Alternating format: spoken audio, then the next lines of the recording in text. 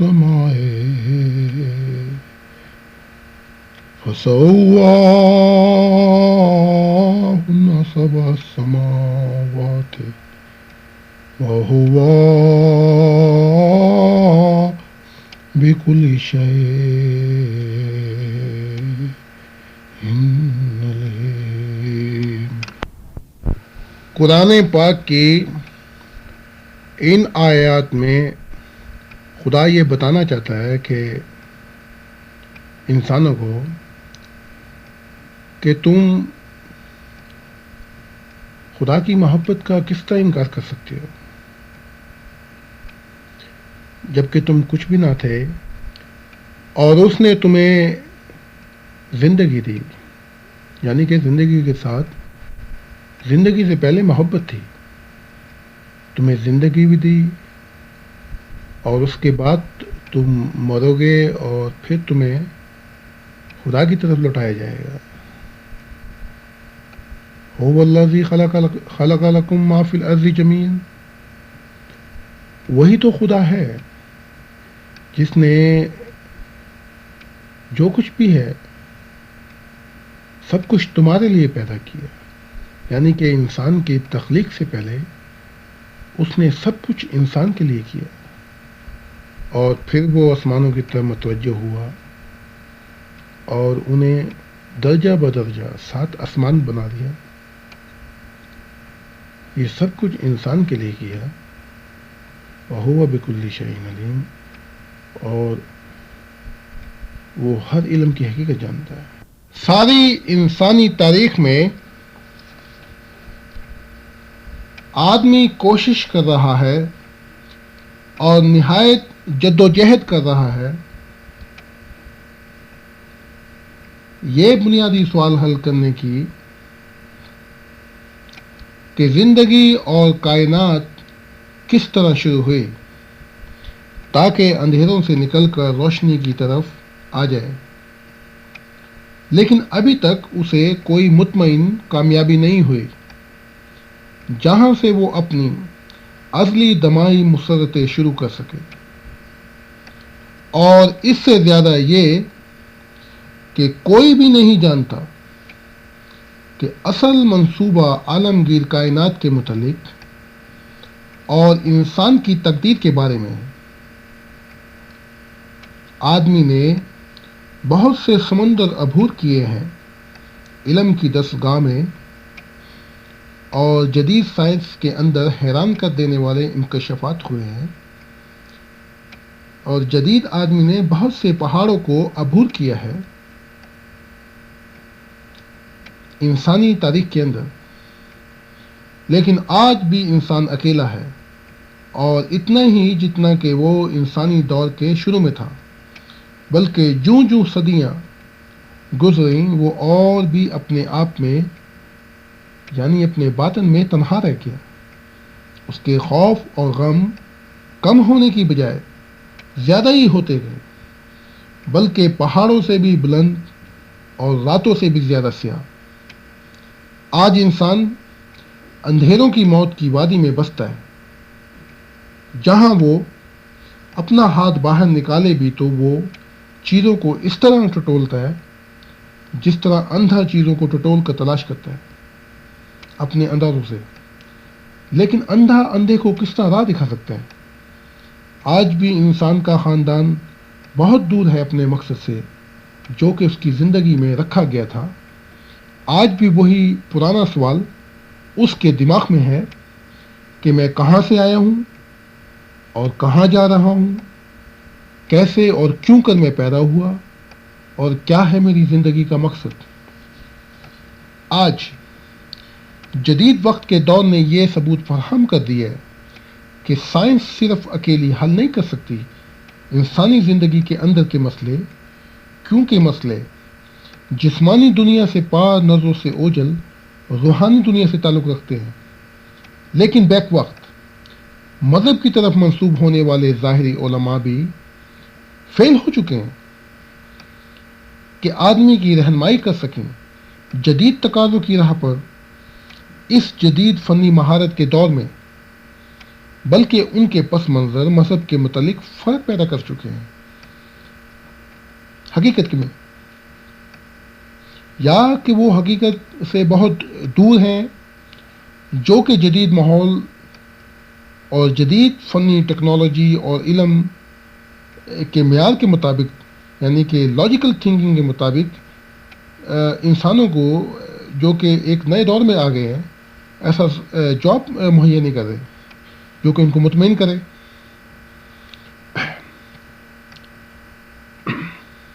مذہب جو راہ دکھاتا ہے یا زندگی کا مقصد یا خواہش کرتا ہے کہ انسان اس مقصد کو اپنی زندگی میں شامل کرے، کہ حقیقت میں مذہب جو راہ دکھا رہا ہے، وہ راہ جو ہے نہ تو وہ پرانی ہوئی ہے اور نہ ہی وہ ایسی ہے کہ اس کو نظر انداز کیا جائے، بلکہ ہر دور میں خدا کے الفاظ ایک نیا اظہار لے بیٹھتے ہیں، نیا اظہار لیتے رہیں، اور جو سائنس اور جو ظاہری علم ترقی کرتا جائے گا، انہی الہی کتابوں کے ذریعے انسان خدا اپنے اظہار کو تبدیل کرتا جائے گا، اپنے الفاظوں کے، اپنی تعلیم کے اظہار کو۔ سچائی تو نہیں بدلتی، لیکن اظہار بدل جاتا ہے۔ اس لیے قرآن پاک میں ہے کہ جو سب سے پہلی جو سٹیج ہے، مرحلہ، کہ کیا ابھی ایمان والوں پر وقت نہیں آیا کہ ان کے دل اللہ کی یاد سے قرار پا جائیں، اور اس کلام کے لیے جو حق کے مطابق اترا ہے، ان کے کیا انسانوں کے دل اس کے سامنے جھکتے نہیں؟ سوال زندگی اور کائنات کے متعلق کبھی حل نہیں ہو سکتا، جو کہ نتیجہ ہے جب تک ہم اس کے بنانے والے کے متعلق دریافت نہ کریں، جو کہ اصل مقدمہ ہے، یعنی کہ خدا، جس کے نتیجے میں ساری تخلیق ہوئی کائنات کی۔ یعنی کہ مقدمہ کون ہے؟ جسے ہم تو خدا کہتے ہیں نا۔ خدا کی سب سے پہلا سوال تو یہ ہے کہ خدا کی فطرت کیا ہے؟ الہامی کتاب خدا کی سچائی ہے، اور ایک حکمت والا استاد اتنا ہی علم اپنے شاگرد کو دیتا ہے جتنا کہ اس کا شاگرد اس قابل ہو کہ اس علم کو لے سکے۔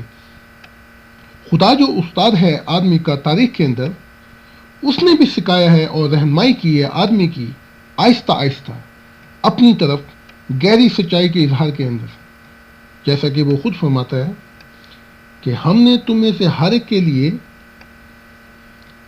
اپنی اپنی استطاعت کے مطابق الہامی پانی تک پہنچنے کے لیے ایک چھوٹا یا بڑا راستہ بنایا ہے۔ چھٹا سپارہ ہے اور سورۃ مدنی آیت 49 اور جیسا کہ وہ خود فرماتا ہے کہ اے مومنو، ان باتوں کے متعلق سوال نہ کیا کرو جو اگر تم پر ظاہر کر دی جائیں تو تمہارے لیے تکلیف کا موجب بن جائے، اور اگر ان کے متعلق اس عرصے میں سوال کرو گے جبکہ قرآن اتارا جا رہا ہے تو وہ تم پر ظاہر کر دی جائیں گی۔ اللہ خود ان کے بیان سے رکا ہوا ہے۔ اللہ بہت بخشنے والا اور سمجھ بوجھ سے کام لینے والا ہے۔ یہ 7واں سپارہ ہے، سورۃ مدنی آیت 102 ہے۔ اور جیسے ہی آگے اگر تھوڑا سا چلیں تو خدا خود کہتا ہے، اور جب وہ اس کلام الہی کو سنتے ہیں جو اس رسول پہ اتارا گیا ہے، تو اے مخاطب تو دیکھتا ہے کہ جس قدر حق انسان نے پہچان لیا ہے، اس کی وجہ سے ان کی آنکھیں آنسوؤں سے بہہ پڑتی ہیں، اور وہ کہتے ہیں کہ اے ہمارے رب، ہم ایمان لے آئے، بس ہمارا نام بھی گاؤں میں لکھ لے۔ یہ 7واں سپارہ ہے، 28 آیت 84 ہے، سورۃ مدنی۔ آج 20ویں صدی میں ہمیں بہت ضرورت ہے کہ ہم خدا کے پیغام کو صحیح سمجھیں، جدید حالات کے مطابق اپنے آپ کو خدا کے ساتھ ایک کرتے ہوئے، تاکہ خدا سے ہی بشارت پا کر خدا کے سچائی کے اظہار کو آج کے جدید کے حالات کے مطابق رائج کر سکیں، اور اس ازلی دمائی خدا کے اصولوں کی راہ پر چلتے ہوئے ہم ان مسائل کو حقیقت پسندی سے حل کر سکیں، اپنے حال کے مسئلے جو کہ خدا کی ازلی دمائی سچائی ہے، یعنی کہ خدا کی سچائی تو کبھی نہیں بدلتی. اس لیے ہم خدا کے ان الفاظوں سے شروع کرتے ہیں جو خدا نے محمد صلی اللہ علیہ وسلم کو سکھائے کہ اے خدا میرے علم کو بڑھا دے. اس لیے کوئی کتاب الہامی ایسی نہیں جو کہ خدا کی باتوں کا احاطہ کر سکے. اس لیے خدا خود ہی قرآن پاک میں فرماتا ہے اگر زمین میں جتنے درخت ہیں ان کی کلمیں بن جائیں اور سمندر سیاہی سے بھرا ہوا ہو، اس طرح کے 7 اور سیاہی کے سمندر اس میں ملا دیے جائیں تو بھی اللہ کے کلام ختم نہیں ہوں گے. اللہ یقیناً غالب اور بڑی حکمت والا ہے. یہ 21واں سپارہ سورۃ لقمان آیت 28 میں. تو پھر کائنات کا کیا قاعدہ ہے؟ نظریاتی طور پر چیزیں وجود میں آتی ہیں 2 طرح، خود بخود یا نتیجہ ہے کسی نے ان کو پیدا کیا ہے. انسانی ہسٹری کے اندر کوئی ریکارڈ نہیں ہے جو یہ بتائے کہ چیزیں خود بخود پیدا ہو گئی ہیں. اس لیے ہر چیز نتیجہ ہے دوسری چیزوں کا اور دوسری طاقت کا، جس کے نتیجے میں چیزیں ترتیب کے ساتھ پیدا ہوئیں. اس لیے اللہ نور ہے آسمانوں کا بھی اور زمین کا بھی. اللہ نور السماوات والارض. بنیادی حقیقت کے مطابق ہماری کائنات اس طرح ترکیب دیتی ہے چیزوں کو جو وجود میں آئیں. مقدمہ یعنی کہ ایک تو خوف ہے، مقدمہ ہے، اور امر واقعہ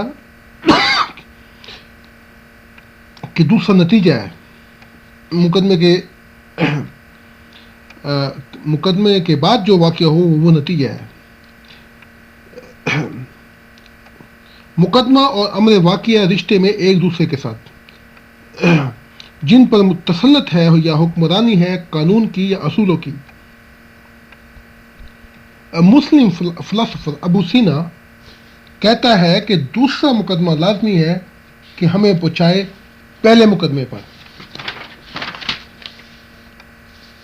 یا اصل بنانے والے کی طرف، اور ہم اس پہلے مقدمے کو پکارتے ہیں خدا کے نام سے. خدا خود اپنی زندگی کا اظہار کرتا ہے قطعی اصولوں سے. یہی قاعدہ ہے اس کی الہی ترتیب کا. اس لیے کائنات جو دکھائی دیتی ہے اپنے بنانے والے کی طرف نہایت روشنی ڈالتی ہے، اس خدا کی طرف جو دکھائی نہیں دیتا، یعنی کہ انویزیبل گاڈ، جس کا اظہار قرآن پاک اس طرح کرتا ہے کہ تو کہہ دے کہ کیا تم اس خدا کا انکار کرتے ہو جس نے زمین کو 2 دور میں پیدا کیا اور اس کے شریک مقرر کرتے ہو؟ یہ خدا تو سب جہانوں کا رب ہے. اس نے زمین میں اس کے اوپر پہاڑ بنائے اور اس میں بڑی برکت رکھی ہے. اس میں رہنے والوں کے لیے، کھانے پینے کے لیے ہر چیز کو اندازے کے مطابق بنا دیا. یہ سب کچھ 4 دور میں کیا ہے. یہ بات سب پوچھنے والوں کے لیے برابر ہے. پھر آسمان کی طرف متوجہ ہوا اور وہ محض ایک کوہر کی طرح تھا، اور اس نے اس سے اور زمین سے کہا دونوں اپنی مرضی سے یا مجبور ہو کر میری فرما برداری کے لیے آ جاؤ. ان دونوں نے کہا ہم فرما برداروں کے ہاں گئے ہیں. یعنی کہ لین دین میں جو عمل ہوا ہے ان میں مطابقت تھی. پھر ان کو 7 آسمانوں کی صورت میں 2 دور میں بنایا اور ہر آسمان میں جو کچھ ہونا تھا اس کی طاقت اس میں وحیت کر دی. اور ہم نے نچلے آسمان کو روشنیوں کے ساتھ خوبصورت بنایا، اور علاوہ خوبصورت بنانے کے حفاظت کے لیے بھی اس میں سامان پیدا کیے. یہ غالب جاننے والے تیرے خدا کی تقدیر ہے. یہ 24واں سپارہ ہے سورۃ ہم سجدہ آیت 10، 11، 12، 13. خدا کے 2 کردار نظام کائنات، یعنی کہ خدا کے 2 کردار اور کائنات کے دورے کردار. ہم کس طرح جان سکتے ہیں خدا کی قدرت، یعنی کہ اس کی فطرت جو کہ نظر نہیں آتا؟ جب ہم خدا کی کائنات پر سوچ و بچار کرتے ہیں تو نہ دکھائی دینے والے خدا کی ترجمانی کرتی ہے اور پتہ دیتی ہے کہ کیا مثالی تصور تھا خدا کے دل دماغ میں جب اس نے تخلیق کی کائنات کو. مثلا مصور جو تصویر بناتا ہے اس کی تصویر دکھائی دیتی ہے اور ترجمانی کرتی ہے اس کے اندر کے جذبے کی اور اندر کے دماغ کی. اس لیے ہر چیز کائنات کے اندر ٹھوس عکاسی کرتی ہے خدا کی قدرت کی یا خدا کی جو دکھائی نہیں دیتا. آسمانوں قرآن پاک میں ہے آسمانوں اور زمین کی پیدائش اور رات دن کے آگے پیچھے آنے میں عقل مندوں کے لیے یقیناً کئی نشان موجود ہیں. وہ جو یاد کرتے ہیں اللہ کو کھڑے اور بیٹھے اور اپنے پہلو پر لیٹے اور آسمانوں اور زمین کی پیدائش کے بارے میں غور و فکر سے کام لیتے ہیں اور کہتے ہیں اے ہمارے رب تو نے اس عالم کو بے فائدہ پیدا نہیں کیا اور تو ایسے بے مقصد کام کرنے سے پاک ہے. یہ چوتھا سپارہ ہے لن تنالو سورۃ عمران آیت 191 192. اس لیے دماغ جو دکھائی نہیں دیتا پہچانا جاتا ہے اپنے جسم اور عمل سے. مصور جو تصویر بناتا ہے وہ پہچانا جاتا ہے اپنے کام سے. بعض اوقات ہمیں نہیں پتہ لگتا کہ کسی مصور نے ایک تصویر بنائی ہے، لیکن جب ہم اس کی تصویر کو دیکھتے ہیں تو اس کے جذبے کا یا جس طرح اس نے محنت کی ہے پتہ لگ جاتا ہے. اسی طرح خدا جو ہے وہ زندگی اور کائنات سے پہچانا جاتا ہے. اب آگے ہے دوہرے کردار پورا کردار، اندر کے کردار اور باہر کی شکل. نمبر 1، ہمیں کائنات کی ہر چیز میں جس کے اندر زندگی کا دم ہے دوہرے کردار ملتے ہیں، 2 کردار ملتے ہیں، اندر کے کردار اور باہر کی شکل. اس لیے سب سے پہلے ہم اپنے تجربے میں لائیں گے خدا اور آدمی کا رشتہ، کیونکہ آدمی مکمل طور پہ عکاسی کرتا ہے اپنے خدا کی فطرت کی. آدمی کا رشتہ جو خدا کے ساتھ ہے اور جو انکشاف خدا نے کیے ہیں مکمل طور پر، جو انکشافات خدا نے کیے ہیں پورے طور پر، یہ ایک مکمل شکل ہے اور خوبصورتی رشتے کی خدا کی اور اس کی کائنات کی طرف. اس لیے قرآن پاک میں ہے اے انسان تو اس وقت کو یاد کر جب تیرے رب نے ملائکہ سے کہا تھا کہ میں زمین پر ایک خلیفہ بنانے والا ہوں. پہلا سپارہ ہے آیت 31. آدمی کا دماغ نظر نہیں آتا مگر وہ کام کر رہا ہے اور عکاسی کرتا ہے اپنے عمل کی جسم کے ساتھ. اس لیے جس شرائط کے ساتھ وہ اپنی زندگی بسر کرتا ہے جسم کے ساتھ، وہ واقعہ عمل بتا رہی ہوتی ہے اس کے دماغ کا. خدا دکھائی نہیں دیتا مگر اس کی کائنات ظاہری وجود دکھا رہی ہے نظام کائنات کی شکل میں. اس لیے کامل انسان شیشہ ہے اپنے کامل بنانے والے کا، مگر گناہ میں گرا انسان ایک ٹوٹا چکنا چور شیشہ ہے، نامکمل اور اس قابل نہیں ہے کہ اپنے الہی بنانے والے کی فطرت کی عکاسی کر سکے. اس لیے ہم نہ دکھائی دینے والے خدا کو پانے کے لیے بہت قریب سے مطالعہ کریں گے اس کے کام کا جو اس نے کائنات کے اندر کیا، خاص کر آدمی میں، تاریخ میں جس طرح اس کا رشتہ ہے اور کام آدمی کے ساتھ اس نے کیا ہے. جسم دماغ کے ذریعے کنٹرول ہوتا ہے. اسی طرح جانوروں میں بھی جو دماغ ہے دکھائی نہیں دیتا لیکن باہر کا جسم دکھائی دیتا ہے، ان کے اعضاء جو ظاہر ہیں اندر کی نمائندگی کرتے ہیں. اسی طرح دنیا کے کسی خطے میں بھی نبات پلانٹ جو ہیں، نبات میں جو زندگی ہے نظر نہیں آتی، وہ اندر کا کردار ہے، لیکن مٹی پہاڑ ظاہری شکل ہے ان کی جن کو ہم چھو سکتے ہیں، یہ جسمانی حیثیت رکھتے ہیں. اسی طرح یہی اصول ہے عناصر اربع میں اور یہی امتیازی خصوصیت ہے سالماتی ریزہ میں، جوہری توانائی میں اور ذرے اور جز میں کہ وہ اندر کا کردار ہے اور جو معاملہ دکھائی دیتا ہے ساخت بناوٹ وہ ان کا باہر کا جسم ہے. مثال کے طور پہ خدا قرآن پاک میں ہم کلام ہے کہ اس نے دوہرے کردار اور جوڑے پیدا کیے ہیں، اور قرآن پاک میں ہے کہ اس کے نشانوں میں سے ایک نشان یہ بھی ہے کہ اس نے تمہاری ہی جنس میں سے تمہارے لیے جوڑے بنائے ہیں تاکہ تم ان کی طرف تسکین حاصل کر سکو اور تمہارے درمیان پیار رحم کا رشتہ پیدا کیا ہے، اس میں فکر کرنے والی قوم کے لیے بڑے نشان ہیں۔ 21واں سپارہ سورۃ روم آیت 22 میں۔ اب ہم اندر کا کردار اور باہر کے جسم پہ تھوڑی سی روشنی ڈالتے ہیں۔ مثال کے طور پہ آدمی، اس کا دل ہے اور دماغ ہے اور باہر جسم ہے۔ جانور کا دماغ ہے اور باہر وہ عکاسی کرتا ہے جسم سے۔ اسی طرح نبات کا اندر کا دماغ ہے اور ان کا باہر کا جسم بھی ہے، جیسے پہاڑ اور مٹی وغیرہ۔ سالماتی ریزہ، یہ اسے ہم کہتے ہیں انگلش میں انہرٹ انرجی، وسع قدرت میں پایا ہے انہوں نے، وسع قدرتی پانا۔ باہر جو ہے وہ طاقت کا معاملہ ہے، جوہری توانائی، یہ بھی انہرٹ انرجی ہے، یعنی وسعت میں پائی ہے، یہ طاقت ہے، لیکن باہر جو ہے وہ طاقت کا معاملہ ہے۔ اسی طرح ریزہ جوز، یہ بھی انہرٹ انرجی، وسع قدرت ہے، لیکن باہر کا جو معاملہ ہے ہم طاقت کا معاملہ کہتے ہیں اس کو۔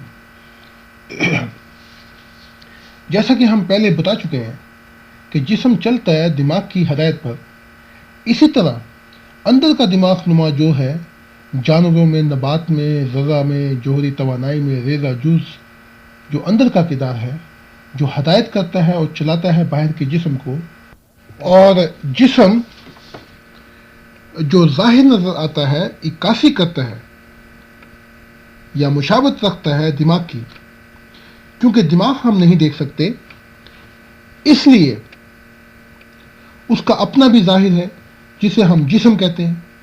زندگی کا کاروبار چلانے میں دماغ اور جسم اندر اور باہر کی شکل ہے کسی بھی آدمی کی۔ دماغ کے ساتھ ہم کہہ سکتے ہیں کہ مقدمہ ہے، فائل کے درجے پہ ہے، اور جسم معروض کے درجے پر ہے۔ اس لیے اندر کا جو کردار ہے پہلی وجہ ہے اور پہلا مقدمہ ہے، اور کھڑا ہوتا ہے فائل کے درجے پر باہر کے لیے، اور جو باہر کا جسم ہے وہ نتیجہ ہے اور کھڑا ہوتا ہے معروض کے درجے پر اندر کے لیے۔ اس لیے ظاہری جسم کو ہی پکارا جا سکتا ہے نمبر 2 اندر کا، اور جب یہ اکٹھے ہوں تو انہیں پکارا جاتا ہے 2 کردار۔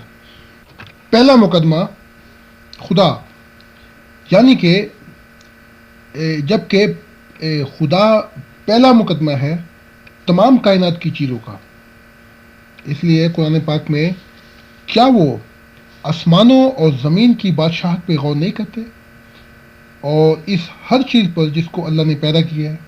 9واں سپارہ سورۃ اعراف آیت 186۔ اس لیے جبکہ خدا پہلا مقدمہ ہے تمام کائنات کی چیزوں کا جو کہ نتیجہ ہے، اس لیے خدا بھی رکھتا ہے 2 کردار اندر اور باہر کے۔ خدا کا اندر اور باہر فائل درجے پر ہے، اور جو اندر اور باہر کی شکل میں چیزوں کی پیدائش ہوئی ہے یہ معروض درجے پہ ہے خدا کے سامنے۔ خدا کا اندر فائل درجے پر ہے اس ہر اندرونی چیز کے جو پیدا کی گئی ہے۔ اس لیے خدا کا اندر پکارا جاتا ہے اصل اندر کا فائل درجے پر، اور اس کا ظاہر بھی فائل درجے پر ہے اس ہر چیز کے جو ظاہر میں پیدا کی گئی ہے، معروض درجے پر ہے۔ اس لیے خدا کا باہر پکارا جاتا ہے اصل باہر کا فائل درجے پر۔ خدا کا اصل اندر اور اصل باہر زندگی کا اظہار علیحدہ علیحدہ نہیں کرتے، بلکہ کامل مطابقت رکھتے ہیں ایک دوسرے کے ساتھ جذبات کے رشتے میں۔ خدا فائل درجے پر ہے اور مطابقت ہے اصل اندر اور اصل باہر، اور وہ پہلا مقدمہ ہے جو نتیجہ نکلا ہے دنیا کا۔ قرآن پاک میں ہے، کیا انکار کرنے والے نہیں دیکھتے کہ آسمان اور زمین دونوں منہ بند تھے، یعنی کہ مردہ تھے، بس ہم نے ان کو کھول دیا اور ہم نے پانی سے ہر زندہ چیز کو زندہ کیا ہے، بس کیا وہ ایمان نہیں لاتے؟ اور ہم نے زمین میں پہاڑ بنائے تا ایسا نہ ہو کہ وہ یعنی اہل زمین سمیت شدید زلزلے میں مبتلا ہو جائے، اور ہم نے زمین میں کھلے راستے بھی بنائے تاکہ یہ لوگ ان کے ذریعے سے مختلف مقامات تک پہنچے۔ ہم نے آسمان کو ایک مضبوط چھت یعنی حفاظت کا ذریعہ بنایا ہے، और फिर भी वो इसके निशानों यानी आसमान से ज़ाहिर होने वाले निशानों से जो उनके फ़ायदे के लिए हैं इराज़ करते हैं। और वही है जिसने रात और दिन को और सूरज और चांद को पैदा किया है। ये सब आसमानी सियारे अपने अपने महवर में बेरोक चल रहे हैं। 17वां सिपारा है, सूरत अंबिया, आयत 31, 32, 33, 34। यहाँ पे जब मैंने कहा कि दौरे किरदार का मतलब ये नहीं है, मुस्बत और मनफी का मतलब, अब जो ये अगला मजमून है इसका मतलब ये अच्छाई और बुराई नहीं है, यानी नेगेटिव और पॉजिटिव नहीं, बल्कि मिसाल के तौर पे इस तरह है जैसे मर्द और औरत, आसमान और ज़मीन जोड़े के तौर पे। दूसरा मजमून है दो किरदार मुस्बत और मनफी। सारी कायनात में एक जज्बात का रिश्ता है मुस्बत और मनफी के दरमियान। मिसाल के तौर पे जोहरी तवानाई हमें मिली है जब मुबादला हुआ जज्बाती रिश्ते का मुस्बत और मनफी ज़रात का एक दूसरे के साथ, जब positive and negative element became harmonized given take relationship। इसलिए जोहरी तवानाई खुद दो किरदार रखती है, मुस्बत और मनफी। इन दोनों किरदारों की बुनियाद पर दो या ज़्यादा जोहरी तवानाई दाखिल होती है मुबादले में लेने देने के जज्बात के रिश्ते में एक दूसरे के साथ, और साखत बनाती है सालमाती ज़रों की। इसी तरह नबात यानी प्लानट भी रखते हैं मुज़क्कर और मोनस ज़रात। इसी तरह जानवर भी इसी रिश्ते से मुहैया करते हैं मुज़क्कर और मोनस अपने दरमियान। तमाम नबात और जानवर ज़िंदगी मुहैया करते हैं, अंदर और बाहर एक दूसरे पर इंसार का रिश्ता है, यानी एक दूसरे के साथ मिलकर मुस्बत और मुनफी ज़रात के साथ ज़िंदगी पैदा करते हैं। यही वजह है कि खुदा मुतमईन ना था सिर्फ आदमी अकेले से, इसलिए इसने औरत बनाई जो आदम की मारूस हो। और पहली दफ़ा खुदा ने देखा कि उसकी कायनात बहुत अच्छी थी। इंसान बने हैं आदमी औरत से, और इंसानों का माशरा ज़िंदा रहता है और तरक्की करता है जहाँ मुबादला हो जज्बात के रिश्ते का और आदमी औरत के दरमियान। इसी तरह रिश्ता मुस्बत और मनफी के दरमियान इसी तरह का है जिस तरह ज़िंदगी का, जिस तरह अंदर का किरदार और बाहर का जिस्म। मुस्बत और मनफी भी रखते हैं मुबादला जज्बात के रिश्ते का, लेने देने का, जिस तरह फ़ाइल और मरूस, मुकदमा और नतीजा, अंदर और बाहर। इसलिए मुस्बत और मनफी इकट्ठे दो किरदार के नाम से भी पुकारे जाते हैं। कायनात को इस तरह बनाया गया है कि हर चीज़ जो जिंदा है उनमें मुबादला है जज्बात के रिश्ते का, लेन देन का, मुस्बत और मनफी का। तो फिर सवाल उठता है कि क्या असल जोहर है इन दो किरदारों में, मुस्बत और मनफी में, जो कि मिल सकते हैं सारी कायनात के अंदर। जैसा कि हम जान चुके हैं कि तमाम चीज़ें नतीजा हैं, और जो वो ज़रात रखती हैं उन सब में एक चीज़ मुताबिकत है कि वो लाजमी असल जहान से इब्तदा होती है और शुरू होते हैं सब असल रुजू से, और वो है खुदा, और वो खुदा है कायनात का बनाने वाला। क्योंकि जो कायनात बनाई गई है इसमें दो किरदार नज़र आ रहे हैं, मुस्बत मनफी। यही सबूत है कि खुदा के अंदर भी हैं मुस्बत मनफी, जो कि पहला मुकदमा है तमाम चीज़ों का, और जो असल है दो किरदार का, मुस्बत और मनफी। इसलिए खुदा ने पैदा किया इंसान को अपनी शक्ल पर, आदमी औरत, मुज़क्कर मोनस को उसने पैदा किया। इसलिए पहले हम इंसान हैं, उसके बाद आदमी हैं या औरत हैं। खुदा वो है जिसकी मुस्बत और मनफी सिफत फ़ाइल दर्जे पर है।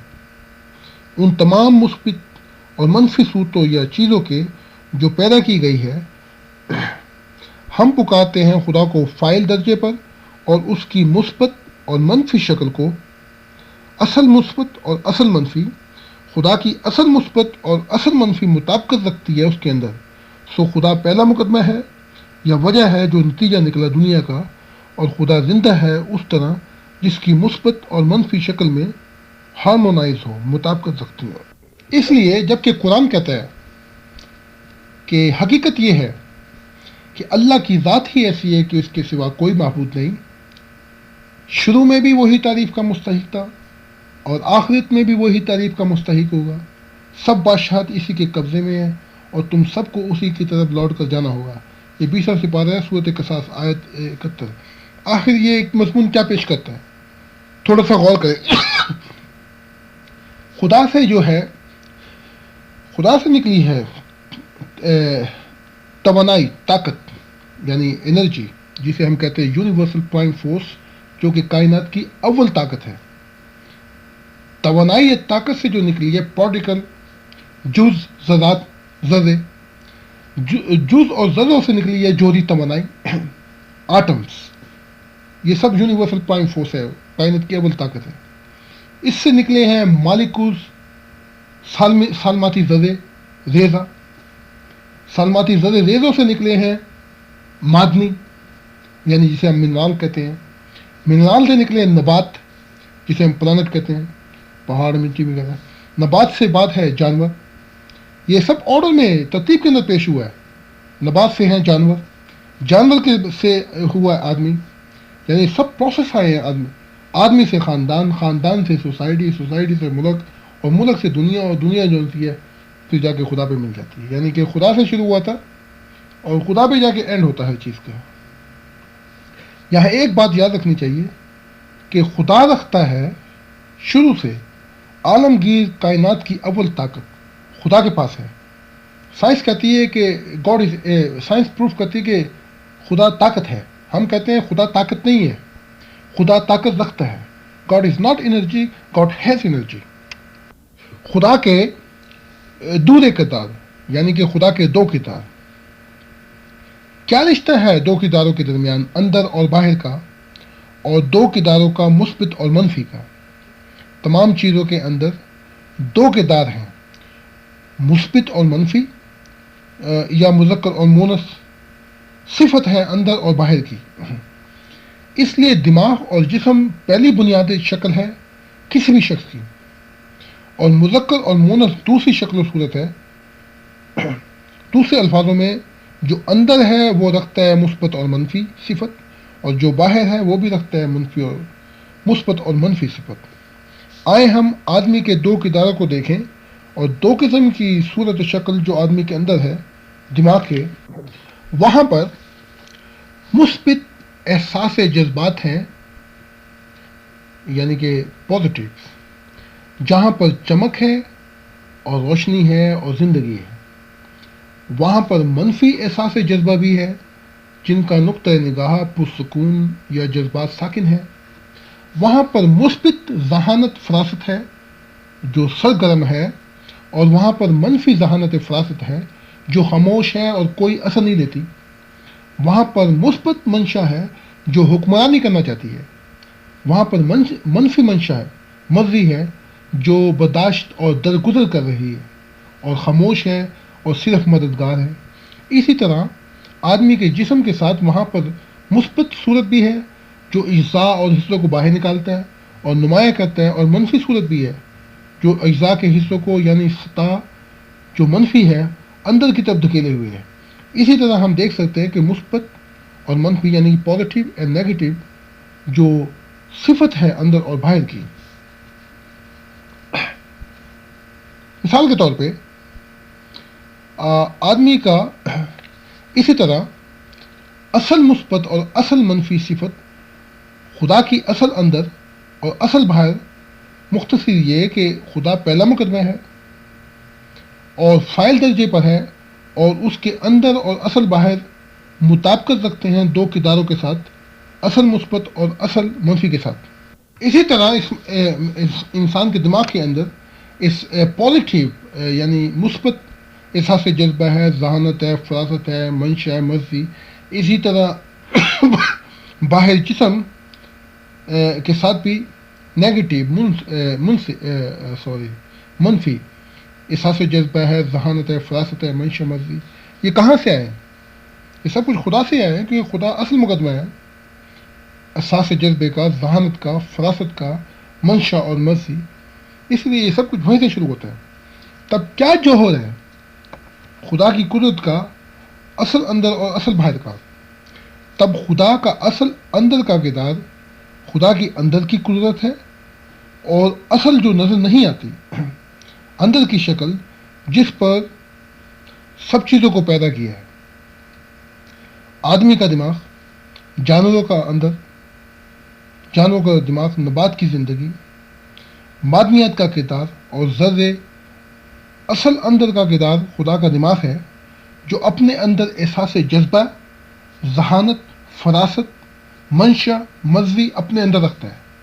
اسی طرح قوت تخلیل تصور اور قانون بھی اپنے اندر رکھتا ہے، لیکن سب سے بڑھ کر خدا کا اصل جوہر اندر کا کردار ہے، وہ ہے دل، وہ دل ہے۔ اس لیے قرآن پاک میں ہے، اور ہم نے آسمانوں اور زمینوں کو جو کچھ ان کے درمیان ہے ہم نے کھیلتے ہوئے نہیں پیدا کیا، ہم نے ان کو صرف ایک اصلی دمائی رہنے والے مقصد کے لیے پیدا کیا ہے، لیکن ان میں سے اکثر نہیں جانتے۔ اور اس طرح اصل باہر کا کردار خدا ہے، باہر کی صفت، اور اصل جز اور ساخت جو تمام چیزیں پیدا کی گئی ہیں، یعنی دماغ، جسم، جانوروں کا جسم، نبات، پودے، اور اصل جز چیزیں اور بناوٹ جو تمام پیدا کی ہیں، جو تمام پیدا کیے گئے ہیں سامان، اور کائنات کی اصل طاقت اور چیزیں درمیان کی صفت ہیں خدا کے باہر کے کردار کی۔ کائنات، کون و مکان اور خدا کے درمیان رشتہ، جو کچھ بھی پیدا کیا گیا ہے وہ خدا کی جز چیزیں مروز کے درجے پر ہیں جو ہر ایک کے ساتھ نظر آتی ہیں، اور ٹھوس چیزیں اظہار ہے خدا کے دو کرداروں کا جو زندہ ہے فائل درجے پر اور نظر نہیں آتا۔ جب پیدا کیے ہوئے انسان کامل انسان بن جائے مروز کے درجے پر خدا کے سامنے جو کہ فائل درجے پر ہے، تب یہ انسان کامل ایک ایسا صاف شیشہ ہے جس میں خدا اپنے آپ کو دیکھ سکے۔ تب خدا کی منشا پوری پہچانی جائے گی، جیسا کہ ایک مکمل دنیا جو کہ ایک کامل جسم بن کر چلتا ہے اپنے خدا کے ساتھ اور اپنے خدا کے کائنات کے مقصد کو پورا کرنے کے لیے۔ تمام پیدا کی ہوئی چیزیں عکاسی کرتی ہیں خدا کے دو کردار کی۔ ان کو اس طرح ترتیب دیا جا سکتا ہے: نمبر 1 انسان، نمبر 2 دوسری تمام چیزیں۔ انسان پیدا ہوا ہے خدا کی شکل پر، اور انسان پکارا جاتا ہے اصل جز مروز اور شکل پر خدا کی۔ دوسری چیزیں ساری مشابہت ہے خدا کی علامت پر، یعنی اس کے اشارے پر بنائی گئی ہیں، اس لیے پکاری جاتی ہیں اصل ٹھوس علامت اور مروز خدا کی۔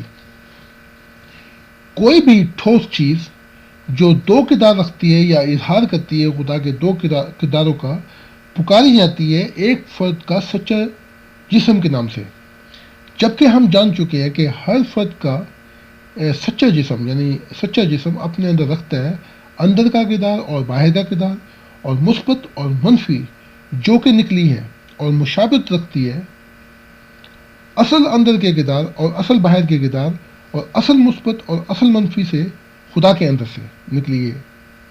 جب ہم خدا اور کائنات کے رشتے کو دو کرداروں اندر اور باہر کے کردار میں دیکھتے ہیں تو کائنات خدا کی ٹھوس جز مروز ہے جو بنائی گئی ہے خدا کے دوہرے کردار اندر اور باہر پر، یعنی آدمی خدا کی شکل پر اور تمام دوسری چیزیں علامت پر پیدا کی گئی ہیں۔ جب ہم خدا کی طرف دیکھتے ہیں اور ساری کائنات کی طرف، تو خدا اور کائنات کے رشتے میں ہمیں مطابقت ملتی ہے، جس طرح اندر اور باہر کا کردار ہو۔ خدا وہ ہے جو دکھائی نہیں دیتا، اندر کا مقدمہ سبب ہے، اور باہر کا مذکر فاعل کائنات کی طرف جو نظر آتی ہے اور دکھائی دیتی ہے۔ کائنات باہر کا نتیجہ ہے اور مونس مروز ہے خدا کی۔ اسی لیے قرآن پاک میں ہم نے آسمانوں اور زمینوں اور جو کچھ ان کے درمیان ہے یوں ہی ضائع ہونے والا نہیں بنایا۔ یہ گمان ان لوگوں کا ہے جو کافر ہیں، یعنی انکار کرنے والے ہیں۔ 23واں سپارہ سورۃ آیت 28 میں۔ دوسرا باب ہے عالمگیر کائنات کی اول طاقت۔ اس کے متعلق جو تشریح ہے وہ یہ ہے کہ جیسے کہ اللہ پاک قرآن پاک میں چھوٹی سی آیت میں کہتا ہے، اللہ اپنی ذات میں اکیلا ہے، اللہ وہ ہے جس کے سب محتاج ہیں، نہ اس نے کسی کو جنا، نہ وہ جنا گیا، اور اس کا کوئی بھی شریک نہیں۔ تیسرا سپارہ صورت اخلاص، قل هو اللہ احد اللہ الصمد لم یلد ولم یولد ولم یکن له کفوا احد۔ اور پھر آگے ہے کہ خدا وہی ہے جس نے ان تمام چیزوں کو جو زمین میں ہے تمہارے لیے پیدا کی ہے، پھر وہ آسمان کی طرف متوجہ ہوا اور انہیں مکمل بنا دیا، 7 آسمان، اور وہ ہر بات کی حقیقت کو جو خوب جانتا ہے۔ یہ پہلا سپارہ آیت 30 ہے۔ اب خدا حیات اور قائم ہے وقت سے بھی پہلے اور خالی جگہ فضائے بصیرہ سے بھی پہلے، جب کہ آسمانوں اور زمین کچھ بھی نہ تھے، یعنی سب کچھ خالی تھا، اور محاورہ بلند تر ہے وقت اور فضائے بصیرہ سے۔ خدا محاورہ ہے وقت اور خالی جگہ سے بھی اوپر۔ خدا ابدی ازلی ہے، خود قائم اور حیات ہے، اور متعلق العنان خود مختار ہے اور قطعی حقیقت ہے۔ اس لیے بنیادی طاقت جو اس کی پیدا کی ہوئی چیزوں کے لیے ہے وہ بھی ازلی دمائی قائم ہے اور قطعی حقیقت ہے۔ یہ اصل طاقت پیدا نہیں کی گئی تھی، مگر خدا کے اندر قائم ہے شروع سے، اور معاملہ بلندتر ہے وقت اور خالی جگہ سے۔ اس طاقت کو ہم پکارتے ہیں عالمگیر کائنات کی اول طاقت۔ یہ بنیادی طاقت ہے خدا کی جو سارے جہانوں کو بنانے والا ہے، اور یہی کائنات کی طاقت بھی ہے۔ یہ وہ طاقت ہے جس کو خدا نے وحدیت وقف کیا ہے سب چیزوں میں، یا منفرد سچائی جو کائنات ہے، یہ پیدا کیا گیا ہے سب کچھ خدا کے مرکوز کے طور پہ۔ اس لیے قرآن پاک کا یہ مضمون خدا پر انتہائی روشنی ڈالتا ہے اور چھپے رازوں کو کھولتا چلا جاتا ہے، یہ کہ اللہ وہ ذات ہے جس کے سوا پرستش کا کوئی بھی مستحق نہیں، کامل حیات، قائم اور سب کو قائم رکھنے والا، نہ اسے اونگ آتی ہے اور نہ نیند۔ جو کچھ آسمانوں اور زمین میں ہے اور جو کچھ زمین میں ہے سب اسی کا ہے۔ کون ہے جو اس کی اجازت کے بغیر اس کے حضور سفارش کرے؟ جو کچھ ان کے سامنے ہے اور جو کچھ ان کے پیچھے ہے وہ سب کچھ جانتا ہے، اور اس کی مرضی کے سوا وہ اس کے کسی حصے کو بھی نہیں پا سکتے۔ اس کا علم آسمانوں پر بھی اور زمین پر بھی حاوی ہے، اور ان کی حفاظت اسے تھکاتی نہیں، اور وہ بلند شان رکھنے والا اور عظمت والا ہے۔ تل کا رسول، اور یہ آیت ہے 200 آیت الکرسی ہے۔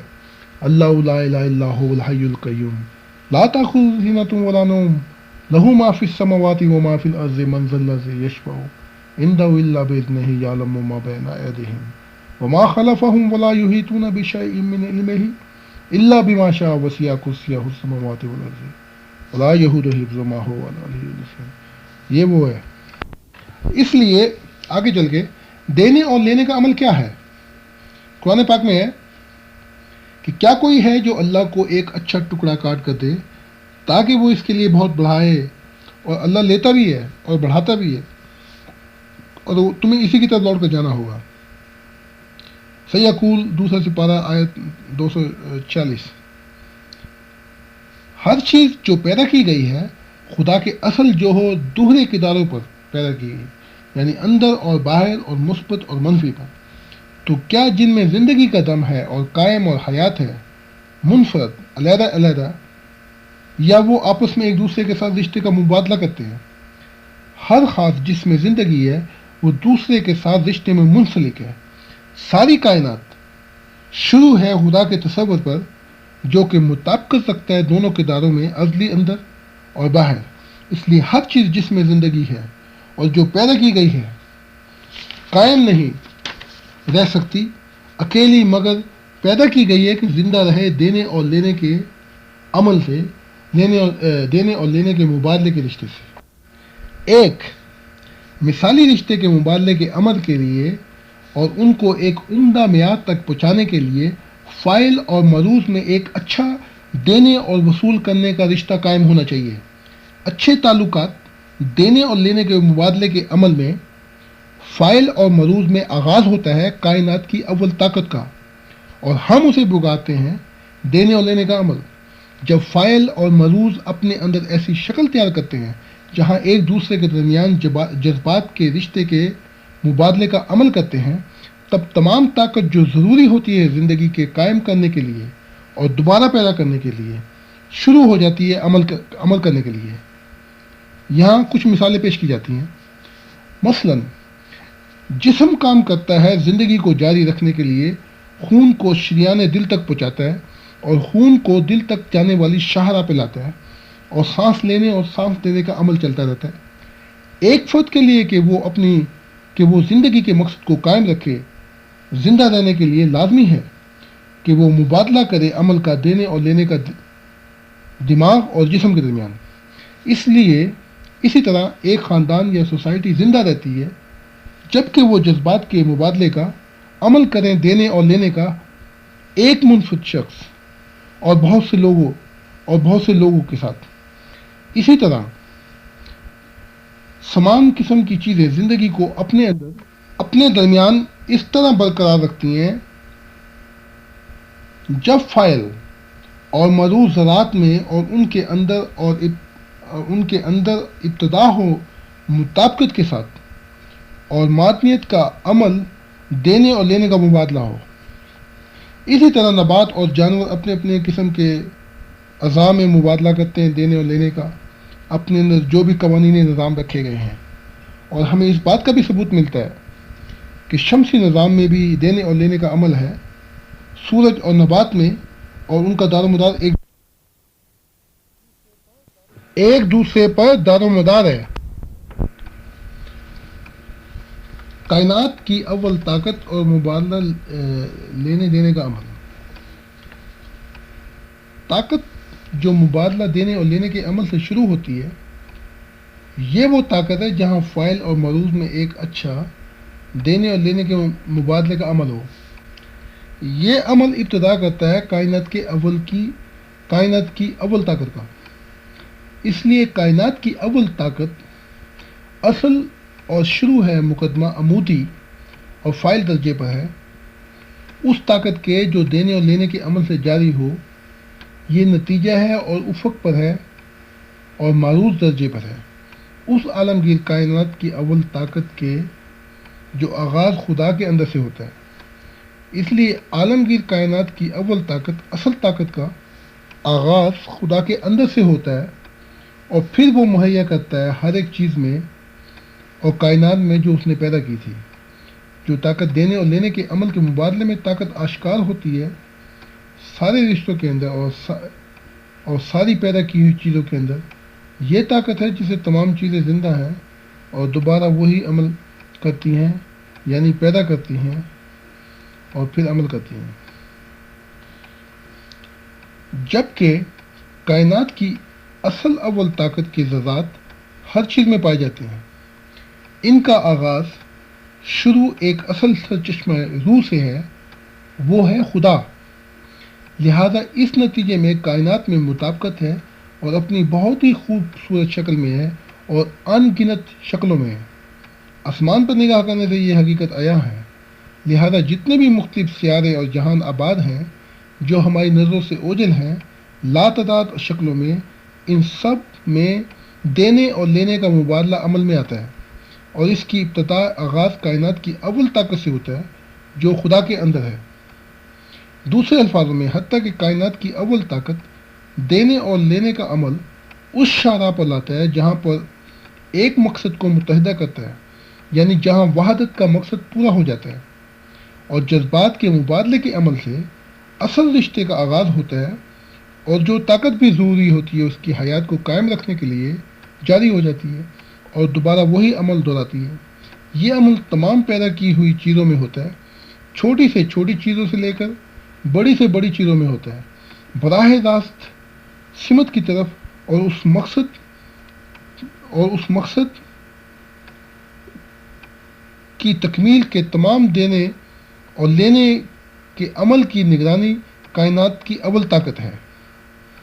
دینے اور لینے کا مبادلہ صرف اس لیے حیات میں نہیں آتا کہ فاعل اور معروض اپنے منفرد مقصد کو پایہ تکمیل تک پہنچائیں، بلکہ عظیم مقصد کے لیے آتا ہے کہ ساری چیزوں کو متحدہ کیا جائے، اور آخری مقصد دینے اور لینے مبادلے کا یہ ہے کہ فاعل اور معروض کو اکٹھا کیا جائے اور ترقی دے عظیم بڑے طول و عرض میں، اور وہ تصویر مکمل کرتے ہوں ایک گہرے طول و عرض کی، اور ترقی کر رہے ہوں بڑے دائروں میں۔ اس لیے تمام چیزیں مقصد رکھتی ہیں دو قسم کا، کہ اپنے لیے اصلی حالت میں برقرار رہیں اور قائم رہیں، اور دوسروں کو اصلی حالت میں قائم رکھیں۔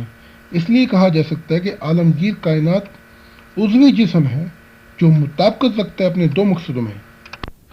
تیسرا ہے رشتہ خدا اور انسان کے درمیان۔ جیسا کہ اللہ پاک فرماتا ہے قرآن پاک میں کہ میں نے جنوں اور انسانوں کو صرف اپنی محبت کے لیے پیدا کیا ہے، یعنی وہ فرشتے جو جن بن گئے گر گئے۔ 27واں سپارہ سورۃ ذریات آیت 57۔ آخر کیا رشتہ ہے خدا اور انسان کے درمیان؟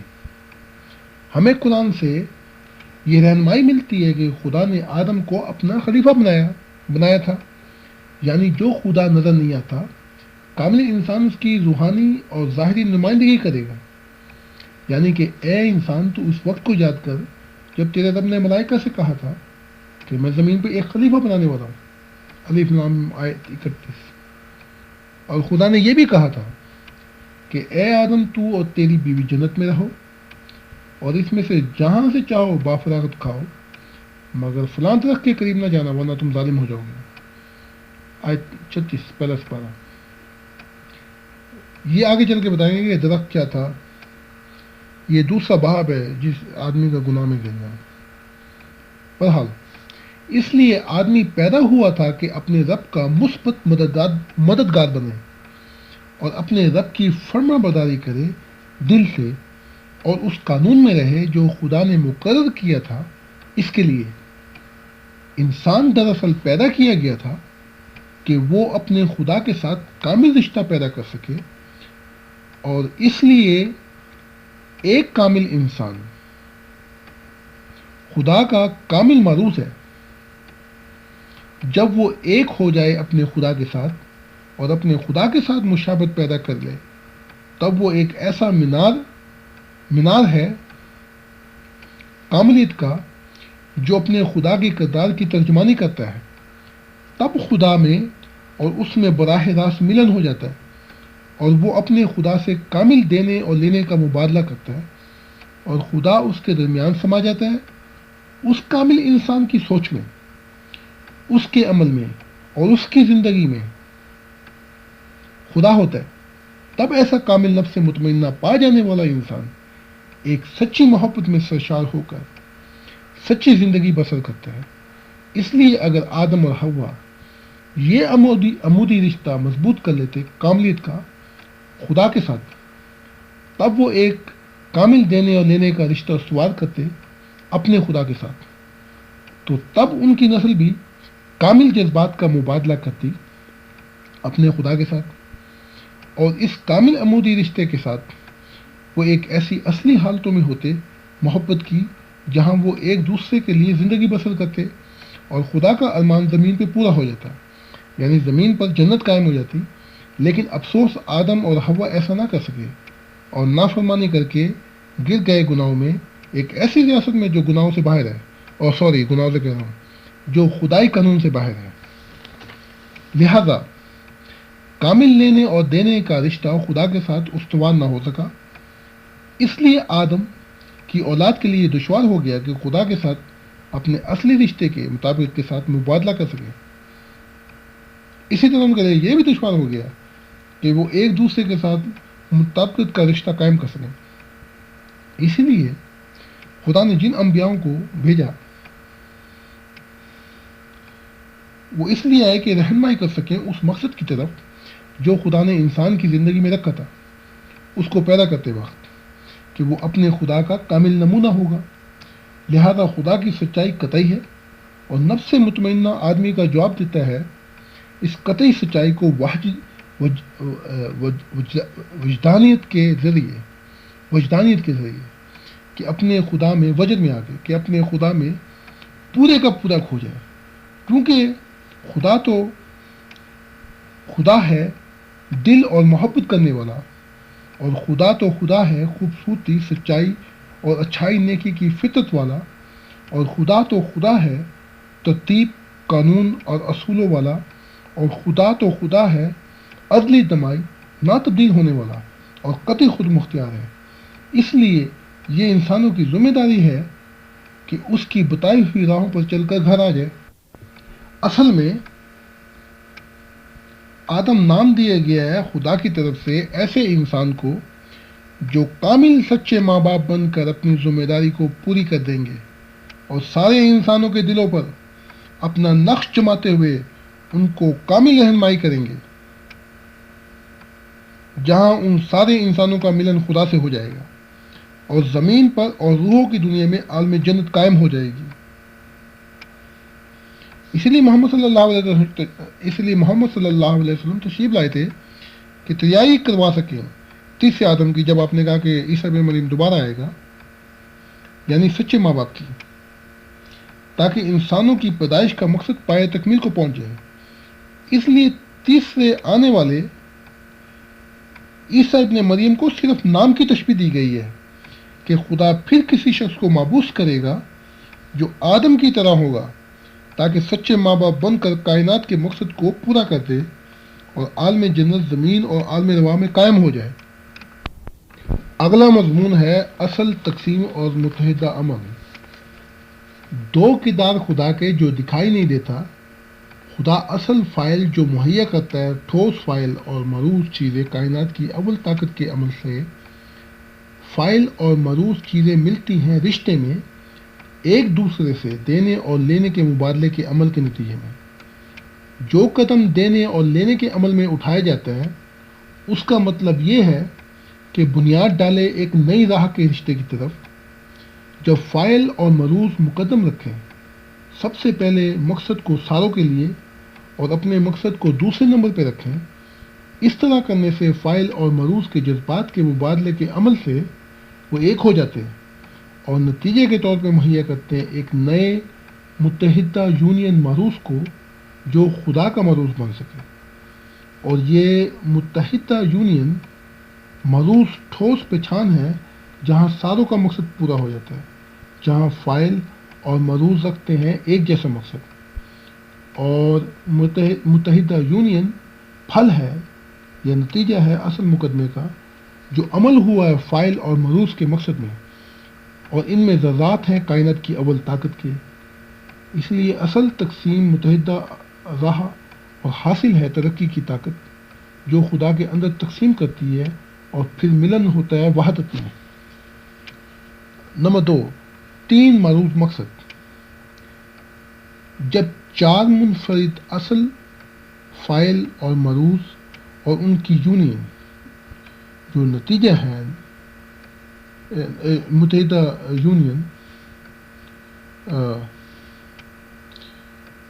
جو نتیجہ میں نکلی ہے فاعل کا درجہ حاصل کر لے، تب 3 معروض معیار مل جاتے ہیں۔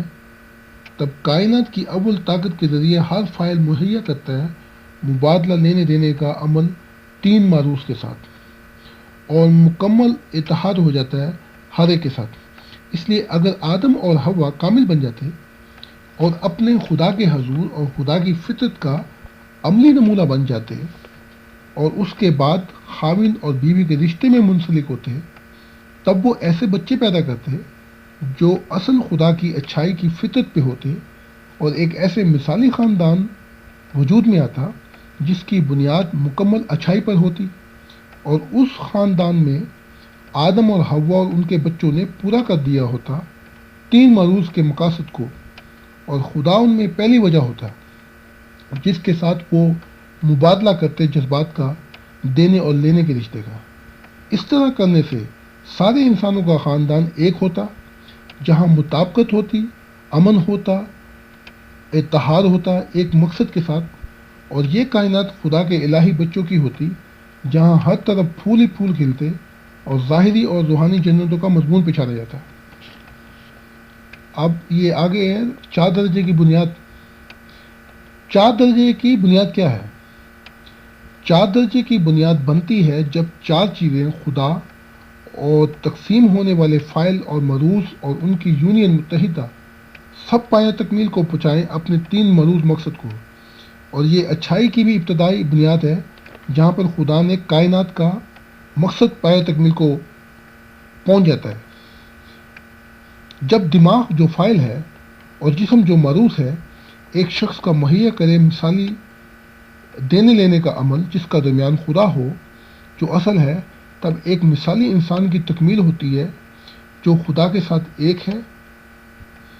اس کو کہتے ہیں متحدہ یونین. اور ایک منفرد شخص کی 4 درجے کی بنیاد بچھانی جاتی ہے. جب خامد اور بیوی مہیا کرے مثالی مبادلہ دینے اور لینے کا عمل تو وہ ایک ایسا خاندان پیدا کرتے ہیں.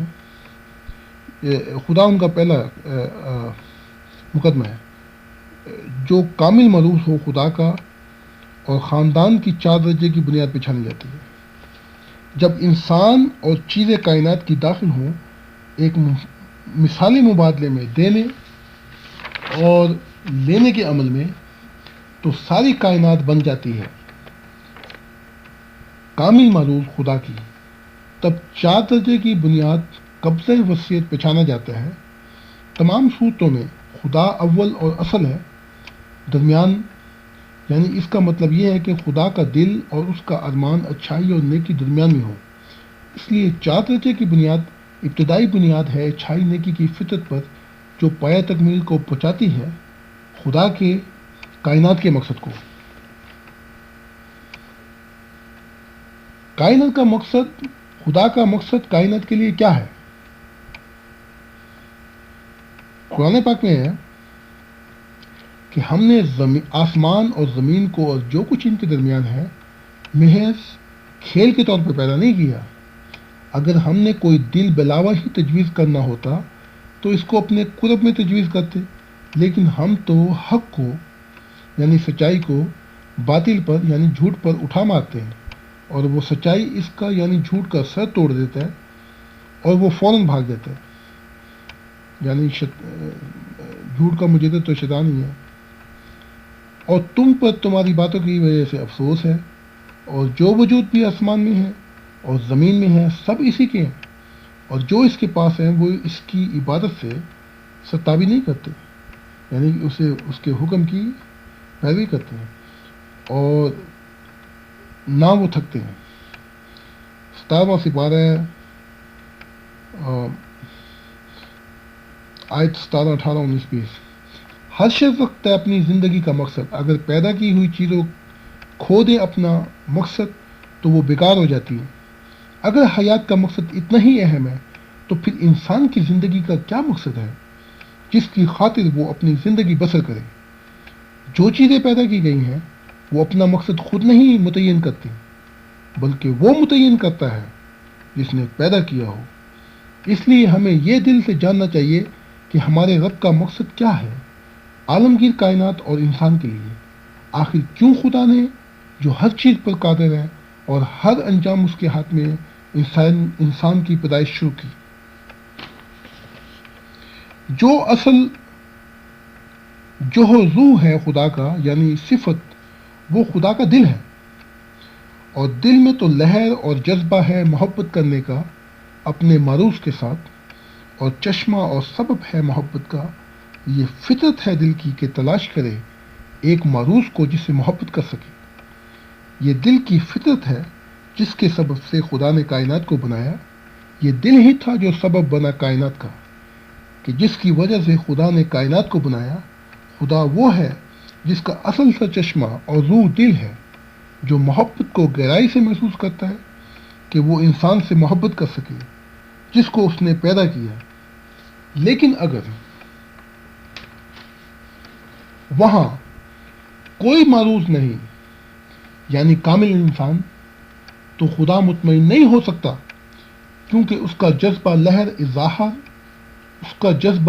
اظہار کس کا خیال اور محبت چاہتا ہے، کسی کا خیال اور محبت چاہتا ہے، اور وہ خدا اپنے اندر ایسی بہار رکھتا ہے جس کا کنارہ نہ ہو۔ اس لیے خدا نے کائنات کو بنایا اپنی شکل پر تاکہ اس سے محبت کر سکے۔ اس لیے اس نے ان کو ازلی دمائی مقصد کے لیے پیدا کیا ہے۔ خدا نے کائنات اور انسان پر بڑی محنت کی ہے، اس لیے خدا چاہتا ہے کہ اس کی کائنات اور کامل انسان مروث ہو اچھائی اور نیکی کی فطرت پر، اور خوشیوں سے بھری ہو جو اپنے خدا سے مل سکے۔ اس لیے قرآن پاک میں ہے، اگر تم شکر کرو اور سچا ایمان لے آؤ، یعنی وہ زندگی بسر کرو جو خدا چاہتا ہے، تو رحمان تمہیں عذاب دے کے کیا کرے گا؟ اور رحمان تو قدردان اور محبت والا اور بہت جاننے والا ہے۔ 5واں سپارہ سورۃ نساء آیت 148۔ یہی وجہ ہے کہ وہ کائنات کو چاہتا تھا جو اس نے وصیت میں دی تھی انسان کو، تاکہ وہ محبوب بنے اس کے دل کا، تاکہ وہ محبت کر سکے اور انسان اسے محبت دے سکے سارے دل و جان سے، تاکہ خدا کے ارمانوں کو قرار مل جائے اور وہ مطمئن ہو جائے اور تجربہ کر سکے کامل محبت کا کامل انسان سے۔ یہ ارمان تھا خدا کا جب اس نے کائنات بنائی۔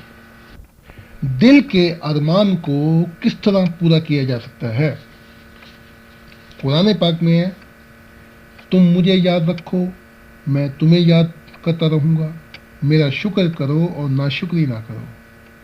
اے ایمان والو، اللہ کا تقوی اختیار کرو اور اس کے حضور میں قرب حاصل کرنے کی راہیں ڈھونڈو، اور اس کی راہ میں اس کو پانے کی کوشش کرو تاکہ تم کامیاب ہو جاؤ۔ فَاذْكُرُونِي أَذْكُرْكُمْ وَاشْكُرُوا لِي وَلَا تَكْفُرُونِ۔ یہ 6واں سپارہ ہے اور سورۃ مائدہ آیت 36۔ آخر دل کے ارمان کو کس طرح پورا کیا جا سکتا ہے؟ دل کا ارمان پورا نہیں ہو سکتا صرف ایک شخص سے جو اکیلا ہو، مگر صرف جب ہمارے پاس مروث ہو، یعنی محبوب جس سے محبت کی جائے، جو عکاسی کرتا ہو ہماری فطرت کی اور ہمارے دل کی اور ہمارے کردار کی، تب دل کا ارمان پورا ہوتا ہے۔ جہاں پر پرجوش رجحان محبت فائل یعنی خدا محسوس کرے، جبکہ اس کی اپنی فطرت کی عکاسی ہوتی ہے اس کے مروث میں، یعنی محبوب میں جس سے اس نے محبت کی ہے۔ جب انسان پیدا بھی نہ ہوا تھا، جب بھی اپنے خدا کی محبت کا نشانہ تھا، اور پیدا ہونے کے بعد تو خدا کے اپنے الفاظوں کے روبرو وہ خدا کے دل کی نمائندگی کرنے والا بن کر پیدا ہوا تھا۔ یہ صفت انسان میں خدا کی طرف سے ہے۔ خدا کا ارمان پورا ہوتا ہے اور خدا کو سچی خوشیاں ملتی ہیں جب اس کا مروث یعنی انسان کامل انسان بن کر دل سے عدلی دمائی عکاسی کرے اپنے خدا کے اندر کی اور باہر کی کائنات میں۔ خدا کے دل کا اور اس کے ارمان کا آدمی مروث ہے، یعنی محبوب ہے خدا کے دل کا اور اس کے ارمان کا۔ قرآن پاک میں ہے، اے آدم کی اولاد، شیطان تم کو اللہ کی راہوں سے بھٹکا نہ دے، جس طرح اس نے تمہارے والدین کو جنت سے نکالا تھا، ان دونوں سے ان کا لباس اس نے چھین لیا تھا تاکہ ان پر ان کے چھپانے والی چیزیں ظاہر کر دے، اور وہ اس کا قبیلہ تم کو وہاں سے دیکھتے ہیں جہاں سے تم ان کو نہیں دیکھتے۔ ہم نے شیطانوں کو برے لوگوں کا دوست بنایا، یعنی کہ جو برے ہیں وہ تو پھر بروں کے ہی دوست بنیں گے۔ 18واں سپارہ ہے سورۃ اعراف آیت 28۔ دراصل آدمی اصل ٹھوس معروض ہے خدا کی شکل پر، جب کائنات اصل ٹھوس معروض ہے علامتی طور پر خدا کی۔ اس لیے انسان قریب ترین ہے خدا کے دل کے۔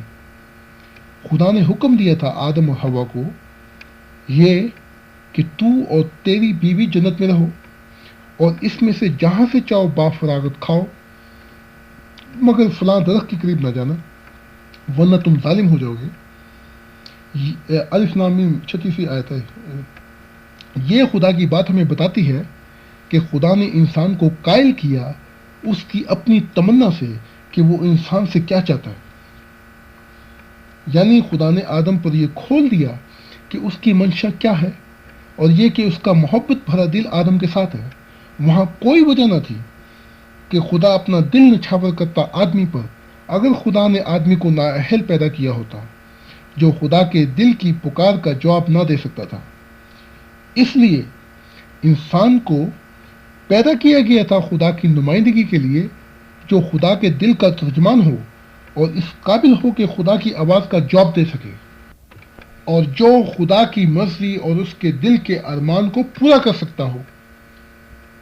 اس لیے انسان جو بہت قریب ہے خدا کے دل کے، اس لیے پیدا ہوا تھا ایک معروض محبوب کے طور پر، جو کہ براہ راست وصول کر سکے خدا کا دل اور اس کے لیے مسرت لائے اور خدا کے ارمان کو پورا کرے۔ اس لیے آدمی پیدا ہوا تھا خدا کا فرزند۔ آگے چل کے میں یہاں پیش کروں گا خدا کے دلی 3 ارمان کیا ہیں، کیا تھے۔ انسان کو پیدا کرنے کے وقت سے خدا کے 3 ارمان ہیں جو اس نے آدم حوا سے لے کر آج تک تمنا کی کہ انسان ان 3 ارمانوں کو پایہ تکمیل کو پہنچا دے۔ سب سے پہلے خدا کا یہ ارمان ہے انسان کے لیے کہ وہ نفس مطمئنہ پا جائے۔ یا ایھا النفس المطمئنہ، اے نفس مطمئنہ جو اپنے رب سے قرار پا گیا، اپنے رب کی طرف چل راضیۃ مرضیہ، جہاں خدا اور انسان میں کوئی فرق نہیں رہا، اور ان لوگوں سے مل جو خدا کی محبت میں کھوئے گئے اور میری جنت میں داخل ہو جائے۔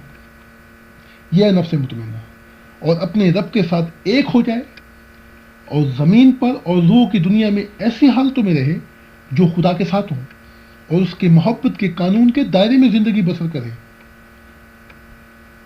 دوسری خواہش خدا کی یہ ہے کہ اس کامل انسان اور کامل عورت سے ایک ایسا خاندان شروع ہو جو خدا کے مثالی تصور پر پورا اترے اور ایک خاندان بن کر خدا کا ارمان پورا کر دے، اور اس مثالی خاندان سے ایک ایسی مثالی قوم وجود میں آئے اور ایک مثالی دنیا اس قوم سے وجود میں آئے جہاں ساری دنیا خدا کا ایک خاندان بن کر زندگی بسر کرے۔ یہی وہ مضمون ہے جس میں خدا نے وعدہ کیا ہے کہ وہ ایک دن ساری زمین کا وارث اپنے محبت کرنے والوں کے اپنے نیک بندوں کو کر دے گا، محبت کرنے والوں کو کر دے گا۔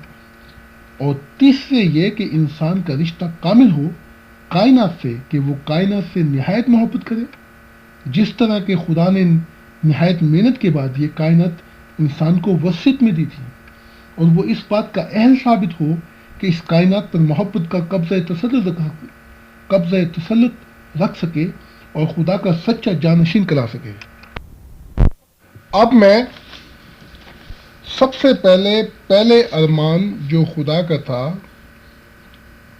کائنات کے بنانے کے وقت انسان سے کیا تھا، میں اس کی تھوڑی سی تشریح کرتا ہوں۔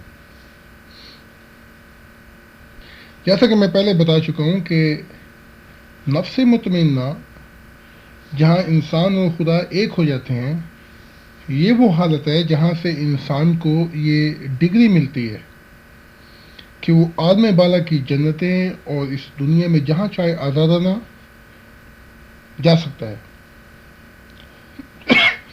اس لیے کہ اے نفس مطمئنہ، اے نفس جو اپنے رب سے قرار پا گیا، اس گھر آ جا جہاں نوروں کی آخری منزل ہے۔ تیرا رحمان، تو اس سے راضی اور وہ تجھ سے راضی، پس خدا کے محبت کرنے والوں سے مل اور اس کے دل کی جنت میں اپنا گھر بسا لے۔ یہ مفہوم ہے اور یہ مضمون ہے۔ یہ وہ ارمان ہے خدا کا جس کو کامل انسان نے پورا کرنا ہے اپنے رب کے لیے آزادی سے اور اپنی خالصاً منشا سے، جہاں وہ ایسا خدا کا مینار بن جائے کہ خدا کے ساتھ ایک ہو جائے۔ اور یہاں ہی کامل انسان کی معراج ہے، جہاں اس کا دل اپنے خدا کے دل سے مل جاتا ہے، تب وہ خدا کا کردار اور خدا کی سیرت بن جاتا ہے، جہاں ہمیشہ اس کامل انسان کے دل میں خدا سکونت اختیار کر لیتا ہے۔ اس کامل انسان کی سوچ اور اس کے عمل کے درمیان بھی ہمیشہ خدا ہوتا ہے، تب وہ خدا کے دل کی محسوس کو اپنا محسوس کرے گا۔ ایسے شخص کے لیے قطعی ناممکن ہوگا کہ وہ کوئی جرم کرے، کیونکہ ایسا کرنے سے وہ بھی اتنا سخت دکھ محسوس کرے گا جتنا کہ وہ خدا کو دے سکتا تھا۔ ایسے شخص کا کامل دماغ، نفس مطمئنہ، اس کے جسم کی کامل رہنمائی کرے گا، اور اس کے جسم پر کامل مرضی چھا جائے گی نفس مطمئنہ کی، اور اس کا اصل دماغ نفس مطمئنہ کامل فائل کے درجے پر ہوگا اس کے جسم پر، اور اس کا جسم ہمیشہ ہمیشہ اپنے اصل دماغ یعنی نفس مطمئنہ کی بتائی ہوئی راہوں پر چلے گا، جہاں وہ ازلی دمائی مسرتیں اپنے رب کو لوٹا سکے، جہاں کامل انسان سچی محبت اور سچی خوشی اپنے رب کو دے گا، اور اپنے رب کو مطمئن کر دے گا، اور اپنے رب کی نمائندگی کرتے ہوئے مہیا کرے گا کائنات پر امن، سچی خوشیاں، آزادی اور تمام مثالی تصور پورے کر دے گا اس دنیا کے اندر اپنے دل کے ساتھ۔ ایسا کامل انسان اپنے فرض منصبی کو نبھا دے گا، نیکی اور اچھائی کی فطرت کا مجسم بن کر، اور ساری زمین خدا کے نور سے منور ہو جائے گی۔ یہ وہ مقام ہوگا انسان کی زندگی میں جہاں وہ اپنے خدا کی طرف بہتا ہی چلا جائے گا۔ پس وہ اس زندگی ہی میں ناموت کے بعد بہشت میں داخل ہوگا، اور خدا کی محبت ہی اس کی اصل دمائی غذا ہوگی۔ پس وہ اصل سرچشمہ خدا سے زندگی کا پانی پیے گا اور موت سے نجات پا جائے گا، یعنی گناہوں سے نجات پا جائے گا۔ یہ وہ ارمان ہے خدا کا جو آدم اور حوا کو پورا کرنا چاہیے تھا، لیکن افسوس کہ آدم اور حوا نے اپنے رب کی نافرمانی کی، اور انسانی تاریخ کا پہلا قدم غلط پڑا۔ لیکن خدا کام کر رہا ہے کہ بحال کر دے آدمی کو اس کی اصل ریاست میں، جہاں اسے اپنی منزل مل جائے۔ دوسرا ارمان، جیسا کہ قرآن پاک میں ہے کہ اے آدم کی اولاد، ہم نے تمہارے لیے ایک ایسا لباس پیدا کیا ہے جو تمہاری چھپانے والی جگہوں کو چھپاتا ہے اور زینت کا موجب ہے، اور تقوی کا لباس تو سب سے بہتر لباس ہے۔ یہ لباس اللہ کا ارمان ہے انسانوں کے لیے، اور اللہ کے احکام ہیں تاکہ تم نصیحت حاصل کرو۔ یہ 8واں سپارہ سورۃ اعراف آیت 27۔ خدا نے آدم اور حوا کو ایک دوسرے کے لیے پیدا کیا تھا، اور ان دونوں پر یہ ذمہ داری تھی کہ وہ اپنی دلی مرضی سے خدا کی باتوں پر یقین لاتے ہوئے اپنے آپ کو کامل کریں، اور وہ دونوں خدا کے لیے زندگی بسر کریں، تاکہ ان دونوں کے رشتے کے درمیان خدا سدا کے لیے بس جاتا، اور خدا کی اجازت سے وہ شادی کے عظیم رشتے میں منسلک ہوتے، جہاں خود خدا اور فرشتوں کی دنیا ان کی براتی ہوتی، اور آدم و حوا ایسے بچے پیدا کرتے جو اچھائی اور نیکی کی فطرت پہ ہوتے۔ یہ خاندان خدا کا خاندان کہلاتا جو مکمل اچھائی نیکی کی فطرت پہ ہوتا، جہاں خدا کا دوسرا ارمان پورا ہو جاتا اور خدا کی برکتیں سدا ان کے ساتھ ہوتی۔ تب خدا کی عمودی محبت کا رشتہ خدا کے ساتھ مکمل ہو جاتا، اور آدم حوا پہچان کرا دیتے خدا کی افق کی محبت کی۔ اگر آدم اور حوا اپنے رب کی فرما برداری کرتے ہوئے اپنے آپ کو کامل کر لیتے اور خدا کے الفاظ کا عملی نمونہ بن جاتے، تب وہ ایسے خاندان کی پہچان کرا دیتے جو خدا کا خاندان کہلاتا، اور اس خاندان سے ایک مثالی سوسائٹی وجود میں آتی، اور اس مثالی سوسائٹی سے ایک قوم پیدا ہوتی جو خدا کی فطرت پہ ہوتی، اور اس قوم سے ایک ایسی دنیا وجود میں آتی جس کا خدا نے کائنات کے بناتے وقت سوچا تھا۔ اس طرح عالم جنت زمین پر اور آخرت میں پہچانی جاتی، اور آدم و حوا سچے ماں باپ کہلاتے جنہوں نے اپنے بچوں کی کامل رہنمائی کی اور انہیں خدا سے ملا دیا۔ تب تیسرا ارمان کیا تھا؟ قرآن پاک میں ہے، وہ خدا وہی تو ہے جس نے ان تمام چیزوں کو جو زمین میں ہے تمہارے لیے پیدا کیا، پھر وہ آسمانوں کی طرف متوجہ ہوا اور انہیں مکمل بنا دیا 7 آسمان، اور وہ ہر ایک بات کی حقیقت کو خوب جانتا ہے۔ پہلا سپارہ آیت 30۔ خدا کا تیسرا ارمان یہ ہے کہ آدمی کے لیے کہ وہ اپنے آپ کو اہل ثابت کرے جہاں وہ وصیت میں لے سکے ساری کائنات، تاکہ خدا لطف اور خوشی محسوس کر سکے۔ اس لیے خدا نے ساری چیزیں کائنات کی پیدا کی ہیں انسان کے لیے اور انسان کے لطف کے لیے۔ خدا نے آدمی کو پیدا کیا دونوں جہانوں کی ترجمانی کرنے کے لیے۔ اس لیے آدمی میں روح کے ذرات بھی پائے جاتے ہیں جو کہ اندر کا معاملہ ہے، اور ظاہری ذرات بھی پائے جاتے ہیں جو کائنات کے اندر ہیں۔ اس لیے تمام چیزیں اصل ٹھوس عکاسی کرتی ہیں آدمی کے اندر کے کردار کی اور باہر کے کردار کی، اور خدا نے انہیں آدمی کے لیے پیدا کیا ہے، اور آدمی محسوس کر سکتا ہے اصل لطف ان سے جو جذبہ حجان وہ آدمی کو دیتی ہیں۔ اس لیے خدا کا ارمان ہے کہ آدمی محبت کا قبضہ تسلط رکھے ساری کائنات پر۔ آدمی نے وسط میں پائے ہیں سارے مذکر مونس، سارے مذکر مثبت اندر اور باہر کے کردار، اور عورت نے وسط میں پائے ہیں مونس منفی اندر اور باہر کے کردار ساری کائنات کے۔ اس لیے کامل آدمی اور عورت کھڑے ہوتے ہیں درمیان میں کائنات کے، تاکہ کائنات پر محبت کا قبضہ تسلط رکھ سکے۔ لیکن افسوس، آدمی نہیں پہچان سکا اپنا سچا مقصد پایا تکمیل کو۔ آدمی نہیں پہنچا سکا اپنا سچا مقصد پایا تکمیل کو، اس لیے وہ کبھی بھی ازلی دمائی خوشیاں حاصل نہیں کر سکا۔ اس نے اپنے ظاہری دنیا کے سامانوں کے مقصد کو مقدم رکھا آخرت کے مقصد پر، اس لیے وہ خود غرض بنا ہے، برعکس اس کے وہ زندگی بسر کرتا خدا کے لیے اور دوسرے انسانوں کے لیے۔ اس لیے ساری دنیا کی مصیبتیں آخر کار جڑ ہیں مصیبتوں کی، کہ وہ یہ کہ انسان اپنے آپ کو اپنے رب کے حضور کامل نہیں کر سکا ہے۔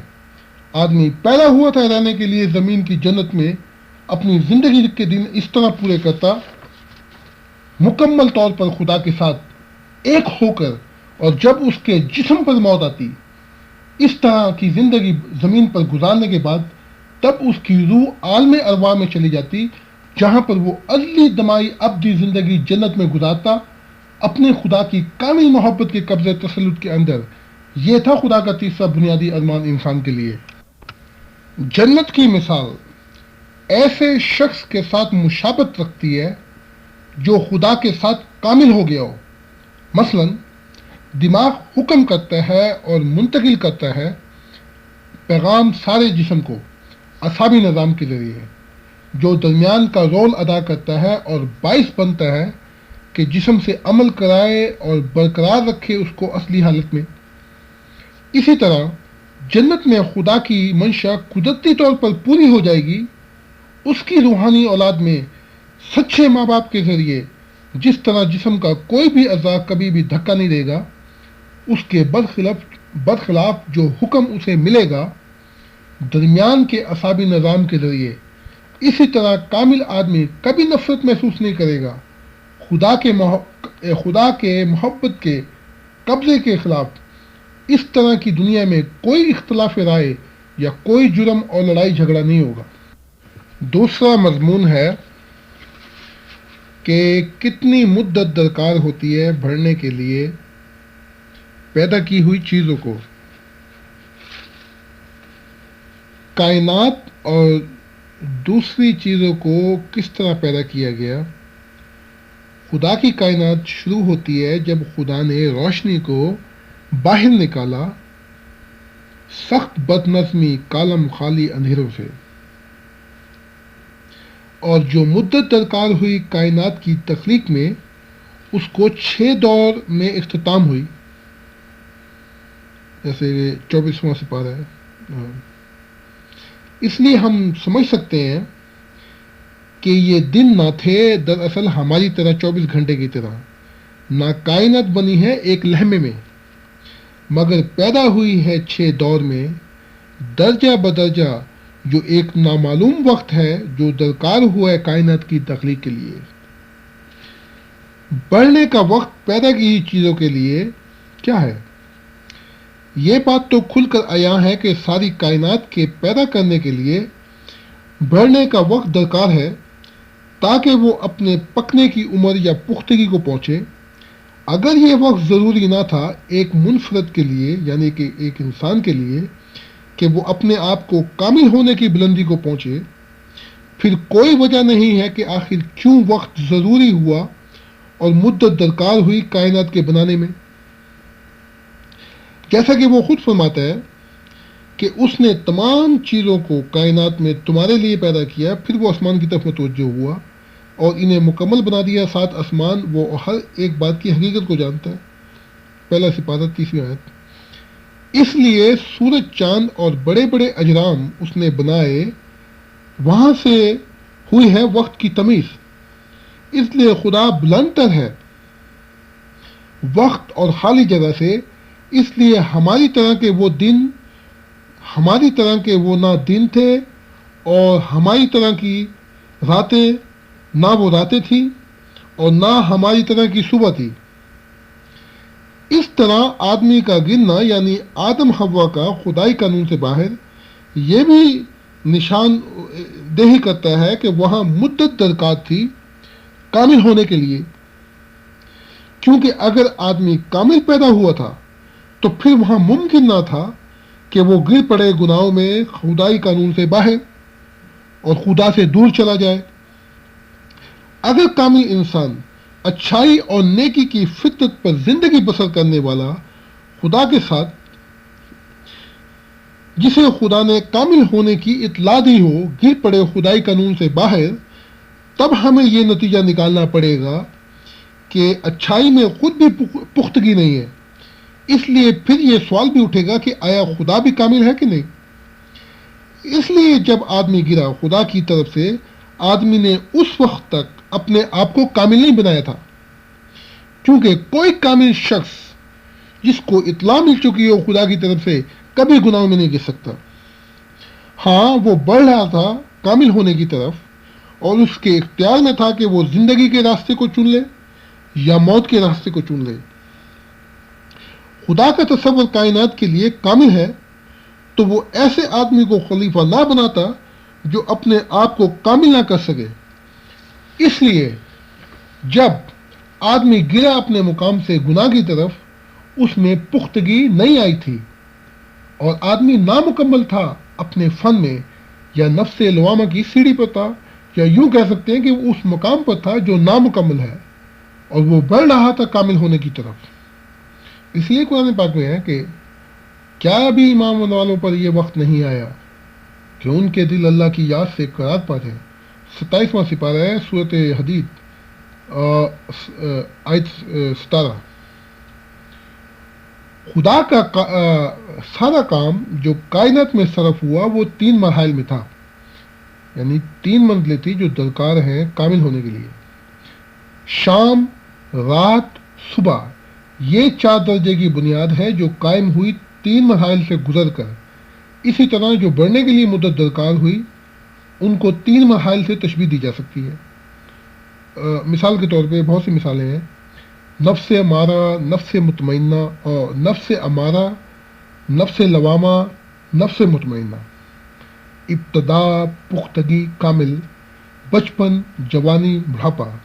اس لیے تمام پیدا کی ہوئی چیزیں کامل ہوتی ہیں 3 مراحل سے گزر کر، جو دستور ہے مدت جو درکار ہوئی پختگی کے لیے۔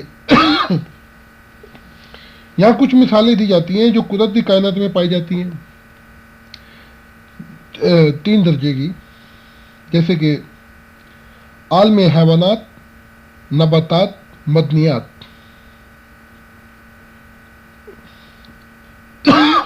ٹھوس، سیال، گیس، سر، جسم، ہاتھ پاؤں، جڑ، تنا، پتے، سطح، لبادہ، گودا۔ آدمی ناکام رہا ہے کہ 3 مراحل کی منزلوں کی طرف بڑھ سکے جو مدت درکار تھی اس کے کامل ہونے کے لیے۔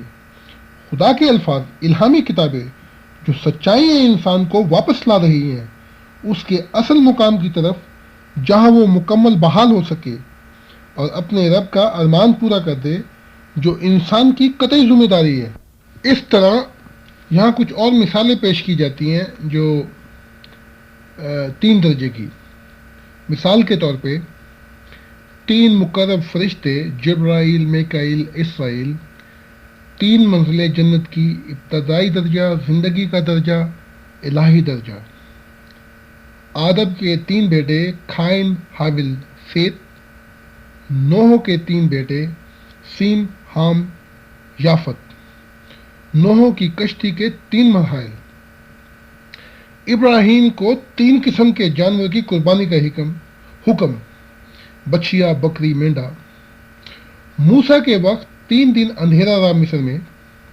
موسیٰ کے 3 کورس 40 سال کے، 40 سال مصر میں، 40 سال مدین میں پھر، اور 40 سال پھر کھنان کی طرف راستے میں۔ عیسیٰ ابن مریم کی 30 سال کی تنہا زندگی اور 3 سال تبلیغ۔ عیسیٰ کے 3 صحابی، پطرس، زبیدی اور اس کا بھائی۔ 3 دفعہ شیطان کا عیسیٰ ابن مریم پر حملہ کرنا۔ 3 دفعہ عیسیٰ ابن مریم کی دعا گمتی پہاڑ پر۔ محمد صلی اللہ علیہ وسلم کے 3 مراحل کی زندگی، 40 سال تیاری، 12 سال مکہ میں اور 10 سال مدینہ میں۔ محمد صلی اللہ علیہ وسلم کے 3 مشہور صحابی، ابو بکر، عمر اور علی۔ یہ سب 3 درجے کی اس لیے بتائی گئی ہیں کہ 3 درجے کے مراحل میں سے گزر کر ہر چیز اپنی پختگی کو پہنچتی ہے۔ دوسرا مضمون ہے کہ خدا کی براہ راست قبضہ تسلط یا براہ راست جنت کیا ہے۔ قرآن پاک میں ہے کہ ایک گروہ آگے نکل جانے والوں کا ہوگا، سو وہ تو بہرحال دوسروں سے آگے ہی رہیں گے، اور وہ لوگ خدا کے مقرب ہوں گے، نعمت والی جنتوں میں رہیں گے۔ 27واں سپارہ ہے سورۃ واقعہ۔ کامل نفس مطمئنہ پا جانے کے بعد کامل انسان داخل ہوتا ہے خدا کے دل میں، جہاں وہ سما جاتا ہے اور سدا بستا ہے خدا کے ساتھ براہ راست قبضہ میں۔ دراصل آدمی پیدا ہوا تھا کہ محبوب بنے خدا کے دل کا۔ یہ جنت خدا کے براہ راست تسلط میں ہے، جہاں کامل انسان ایک ہو جاتا ہے خدا کے ساتھ اور اس خدا کے دل میں اور اس خدا کے دل کے ساتھ، اور محبوب بن جاتا ہے خدا کے دل کا، اور خدا کامل انسان پر حکمرانی کرتا ہے محبت کے ذریعے، اور وہی اس مقام پر پہنچتے ہیں جو خدا کی محبت کی اصل آگ میں داخل ہوں۔ اس مقام پر آ کر انسان کامل فلاح پا جاتا ہے۔ یہاں آ کر خدا کی محبت کے سوا انسان کے پاس کچھ نہیں رہتا، اور اسی مقام پر آ کر کامل انسان اپنے خدا کا درشن کرتا ہے۔ اسی مقام پر آ کر کامل انسان اپنے خدا کا پورا درشن کرتا ہے، اور یہی وہ مقام ہے جہاں خدا اور کامل انسان کے درمیان کوئی حجاب اور پردہ نہیں رہتا، اور پھل پختہ ہو کر خود بخود خدا کی جھولی میں گر جاتا ہے۔ لیکن یہ مرتبہ انسان کو اپنی ہر قربانی دے دینے کے بعد ملتا ہے، جہاں وفا کا ایک ایسا عہد ہے جو کبھی توڑا نہ جائے گا، جہاں خدا نے انسان کی فطرت میں اپنی ہستی کی تلاش رکھی ہے، جس کے لیے اندر ہی اندر انسان کے دل میں چاہت پائی جاتی ہے۔ انسان اپنی پیدائش سے وہ چاہے جانے کا ارمان محسوس کرنے لگتا ہے، جو اس کے دل میں تلاش ہے محبت کرنے کی۔ اس لیے وہ اپنی ماں کی طرف بچپن سے پیدا ہوتے کے ساتھ ہی جھکا چلا جاتا ہے، اور فطرتی اپنی ماں سے محبت رکھتا ہے۔ پھر جیسے جیسے دن گزرتے جاتے ہیں، یہ کشش محبت کی جو اس کے اندر چھپی ہے اپنا نیا روپ دکھاتی چلی جاتی ہے۔ پھر اپنی ماں کی گود کے کہیں بھی آرام نہیں پاتا، اور پورا آرام اس کا اپنی ماں کی گود میں ہوتا ہے۔ اگر اسے ماں سے علیحدہ کر دیا جائے تو اسے کہیں بھی چین نہ ملے، اور ساری اس کی عیش اور مزے تلخ ہو جائے۔ اگرچہ اس کے آگے دنیا کے ساری نعمتوں کا ڈھیر لگا دیا جائے، تب بھی وہ اپنی سچی خوشی ماں کی گود کے سوا کہیں بھی نہ پائے گا۔ سو وہ چاہت محبت کی جو اس کو اپنی ماں کی طرف پیدا ہوتی ہے، یہ وہی کشش ہے جو خدا واحد کے لیے انسان کی فطرت میں رکھی گئی ہے۔ اس لیے جب سے آدم اور حوا کا رشتہ خدا سے ٹوٹا ہے، ان کی اولاد بھی اندھیروں میں بھٹکتی پھرتی ہے اور تلاش کرتی پھرتی ہے اس کو جس کا نام وہ اب بھول گئے ہیں۔ اس لیے اس اندھیروں میں اسے اپنی محبت کی تلاش میں بڑے بڑے دھوکے لگے ہیں۔ اس لیے کبھی وہ اپنی محبت کسی کو دے دیتا ہے اور کبھی کسی اور کو دے دیتا ہے، مثلا بیوی، اولاد، مال کی خواہش، خوش آواز کے گیت کی طرف اس کا روح کا کھنچے جانا۔ دراصل یہ اس گم شدہ خدا کی تلاش ہے جسے انسان نے کھو دیا ہے۔ دراصل جب سے آدم اور حوا اپنے خدا سے بچھڑے، ان کی اولاد کی زندگی میں بھی کوئی اطمینان اور سرور نہ رہا۔ حقیقت میں آدم کی اولاد ایسی حالت میں زندگی بسر کر رہی ہے جو یتیم ہو گئی ہو۔ یقیناً انسان کو ایسے والدین کی شدید ضرورت ہے جو انہیں اپنی سرپرستی میں لے لیں اور انہیں اس خدا سے دوبارہ ملا دیں جس کے لیے انسان پیدا ہوا تھا۔ اے کاش خدا کرے کہ وہ وقت آئے انسان کی زندگی میں کہ یہ دروازہ کھلے خدا کی محبت کا انسان کے دل کی کھڑکی کی طرف، اور انسان اندھیروں اور ظلمتوں سے نجات پا جائے۔ اور پھر اے کاش یہ دروازہ مکمل اس طرح کھل جائے کہ انسان کی زندگی کا اختتام ایسی روشنی کی شاہراہ پہ ہو جہاں وہ ہر روز اپنے خدا کی معراج کرے، اسے دیکھے، اسے محسوس کرے اور اسے دیکھ دیکھ کر سدا خوش ہوتا رہے۔ یہی سجدہ ہے، یہی میری دعا ہے۔